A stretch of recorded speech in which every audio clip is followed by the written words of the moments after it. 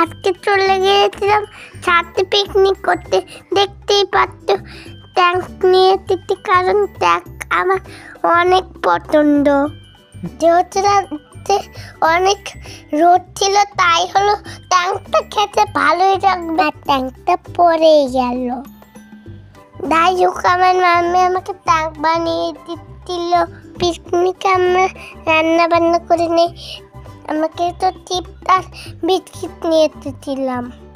আমি হাতে পাতে খেয়েছিলাম আর আমার মাম্মি ট্যাঙ্ক বানাচ্ছিল। তো এতক্ষণ তোমরা আমার ছেলের ভয়েসে ভিডিওটা দেখলে।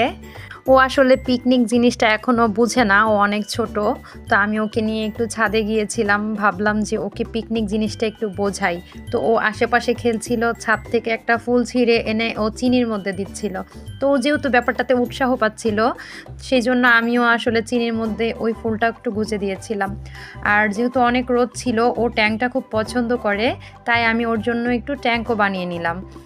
আর এই তো দেখতে পাচ্ছ ও আশেপাশে ঘুরঘুর করছে। এখানে আমি আসলে কোনো রান্না বান্না করিনি, ওর খাবার দাবারই আমি নিয়ে ছাদে এসে পড়েছি। কিছু চিপস, ওই সব চিপসগুলো খায় মাঝে মাঝে। ওকে আমি খুব বেশি চিপস দেই না, কিন্তু তারপরও অবসর সময়ে মাঝে মাঝে বাচ্চাদের চাহিদার জন্য একটু দেওয়াই লাগে। আর এই তো একটা বিস্কিট, এই বিস্কিটটা ভাই আমি মোটেও রিকমেন্ড করি না, আমার কাছে ভালো লাগেনি। এটার মধ্যে আরও অন্যান্য ব্র্যান্ড যেগুলো ছিল, রোমা, আরও নাম মনে পড়ছে না আমার, সেইগুলোও ভালো, কিন্তু এই বিস্কিটটা তুলনামূলক একটু বেশি মোটা ছিল।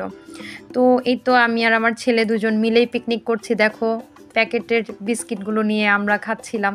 ওকে আসলে আনন্দ দেওয়ার জন্যই আমার এসব করা।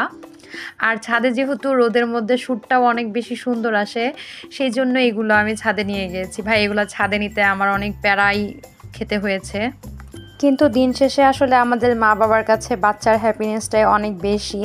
তো ওকে আমি পিকনিক বোঝানোর জন্যই এই সব করলাম। তো তোমাদের কার কেমন লাগলো? আমার ছেলের জন্য অনেক বেশি দোয়া করো, আর আমাকে অবশ্যই বেশি বেশি সাপোর্ট করো। তোমরা সবাই ভালো থেকো। আল্লাহ হাফেজ।